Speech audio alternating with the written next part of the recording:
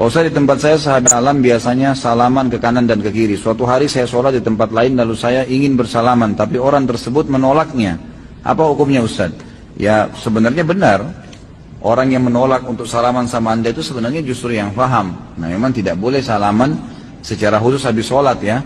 Kecuali memang kita ada hajat. Misal teman kita di sebelah atau kita memang mau kenalan sama dia siapa namanya gitu nggak apa-apa. Tapi kalau habis salam dijadikan sebagai paket. Bahkan banyak orang belum zikir sudah langsung salaman. Dianggap itu bagian daripada rangkaian sholat dan zikirnya. Ini nggak boleh. Karena tidak pernah Nabi SAW bersalaman khusus habis sholat dengan para sahabat. Jadi kan sebagai program gitu kan. Apalagi sampai berdiri baca salawat semuanya keliling, ini nggak pernah ada sunnahnya. Gitu kan. Kita bukan bicara masalah salamannya, salaman adalah ibadah. Tapi meletakkan salaman sebagai paket habis sholat kita harus tahu kiai kita kerjain nggak Nabi Muhammad SAW. Anda selesai menunaikan sholat, Anda salam, Assalamualaikum warahmatullah. Assalamualaikum warahmatullah. Dalil dan contoh ada. Apa itu? Begitu selesai, Quran surah keempat ayat 103. فَإِذَا قَضَيْتُمُ الصَّلَاةَ فَاذْكُرُوا اللَّهَ. Maka jika anda tuntas mengerjakan salat, berzikirlah kepada Allah. Hadis Muslim hadis 593. Astaghfirullah, astaghfirullah, astaghfirullah. Setelah itu lanjutkan, Allahumma antas salam, minkas salam, tabarak ya dzal jalali wal ikram. Dan seterusnya sampai 597. Jadi setelah salat adalah zikir. Astaghfirullah, astaghfirullah, astaghfirullah. Allahumma antas salam. Selanjutnya berdoa dan seterusnya. Baik. Assalamualaikum warahmatullah. Assalamualaikum warahmatullah. Tiba-tiba tangan disodorkan untuk salaman. Kanan dan kiri. Boleh tidak? Boleh tidak? Yang boleh angkat tangan. Yang tidak boleh angkat tangan. Yang wallahu a'lam, enggak usah angkat tangan. Karena waktu kita mau habis di sini. Lihat sini. Untuk menentukan boleh dan tidak, tadi kaidahnya. Lihat, ini sederhana. Cuman satu bagian dari kalimat, tapi maknanya dalam. Boleh dan tidak, jangan asal bicara ini boleh, ini tidak. Anda tidak boleh menghukumi sesuatu di syariat kecuali memahami ketentuannya. Apa landasannya? Mana dalilnya untuk menentukan boleh? Anda tidak paham dalil, jangan bicara hukum. Kata Imam Malik, Anda hafal 100.000 hadis tapi tidak memahami isinya, jangan bicarakan tentang hukumnya. Apalagi Anda yang tidak hafal hadis baru tahu terjemahannya, tiba-tiba memberikan hukum pada orang lain, itu yang bahaya. Awas, hati-hati. Nah, bagaimana menentukannya? Apa dalilnya? Tayyib. Hadis riwayat At-Tirmidzi menyampaikan dari Nabi sallallahu alaihi wasallam, "Ma min muslimaini yaltaqiyani fayatasafahani illa ghufira lahumā qabla an yatafarraqa." Tidaklah dua orang muslim bertemu dimanapun kapanpun, catat kalimat itu. Dimanapun kapanpun, mau di dalam masjid, mau di luar masjid, mau di kantor, mau di rumah, kapanpun dalam kondisi yang dibenarkan. Mau setelah sholat, mau di luar sholat, yang dibenarkan. Karena di dalam sholat gak mungkin. Allahu Akbar, Allahu Akbar. Mustahil. Dalam kondisi yang dibenarkan. Ba'da sholat, Assalamualaikum, Assalamualaikum. Di luar masjid, fayatasafahani, tiba-tiba keduanya bersalaman. Tek, salaman. Ghufira lahumā qabla an yatafarraqa. Maka diampuni dosa-dosa yang pernah melekat pada keduanya. Pada keduanya. Ini pernah membicarakan keburukan pada orang ini pernah berprasangka yang tidak baik, tiba-tiba salaman. Tapi salamannya menggunakan tasafah. Dari kata safaha, sesuatu yang lapang hatinya.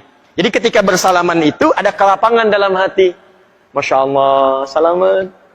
Maafkan Pak ya, kalau selama ini ada yang khilaf, saya juga sama. Jadi lapang suasana hati. Itu begitu belum lepas ini, digugurkan dosa-dosa yang pernah melekat di antara keduanya. Ingat kalimatnya itu tajam, bukan salaman biasa. Kalau cuman begini, satu nengok ke barat, satu ke timur, masyriq wal maghrib, nambah dosa. Apa kabar? Baik. Satu dosa, yang ini dosa. Jadi begitu Anda salaman, fayatasafahani, lapang hati, ghufira lahumā qabla an yatafarraqa, turun ampunan Allah pada keduanya sebelum dia berpisah. Begitu berpisah, sudah tidak membawa dosa di antara keduanya. Baik. Sekarang persoalannya, Assalamualaikum warahmatullah. Assalamualaikum warahmatullah. Tiba-tiba salaman. Tek kanan, tek kiri. Dalilnya ada yang tadi. Karena hadis tadi tidak membatasi. Mau ba'da salat, mau di luar masjid, mau jadi dari salat, yang penting salaman. Boleh tidak? Boleh kalau bicara dalil, itu boleh. Cuman persoalannya, contoh tidak ada. Kaidah mengatakan kalau tidak ada contoh, ya tidak ada masalah. Yang penting ada dalil. Karena patokannya dalil ada. Karena tidak setiap kesempatan Nabi mencontohkan itu. Dalilnya ada. Tapi kaidah mengatakan, kalau dalil plus contoh bertemu dalil tanpa contoh, maka dahulukan dalil plus contoh dan akhirkan dalil tanpa contoh. Paham? Di begitu assalamualaikum warahmatullah, assalamualaikum warahmatullah, Anda zikir terlebih dahulu. Astaghfirullah, astaghfirullah, astaghfirullah. Allahumma antas salam, minkas salam, tabarakta ya dzal jalali dan ikram. Selesai. Assalamualaikum akhi, assalamualaikum akhi. Masya Allah, taqabbalallah minna wa minkum. Assalamualaikum.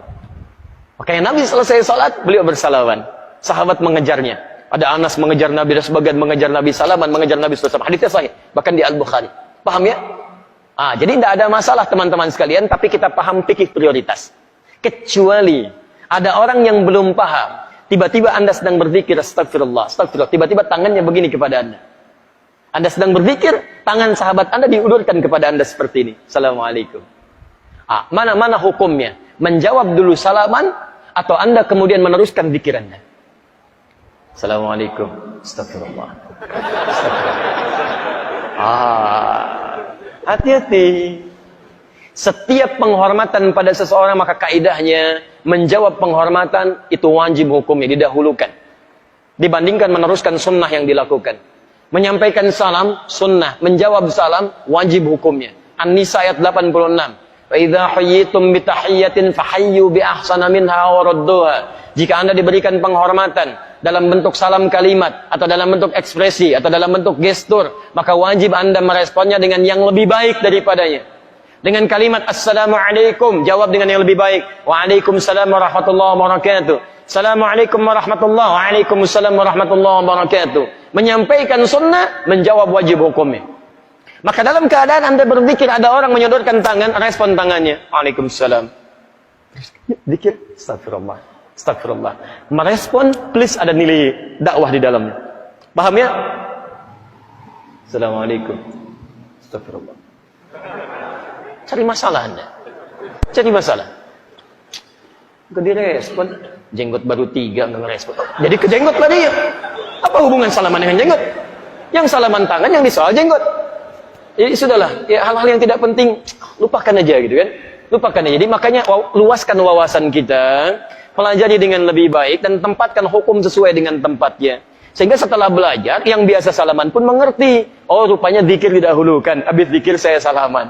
Maka dia tungguin habis zikir. Begitu mau salaman pulang. Ya, bisa itu kan. Mungkin besok salamannya. Bismillah. Enaknya. Jelas ya?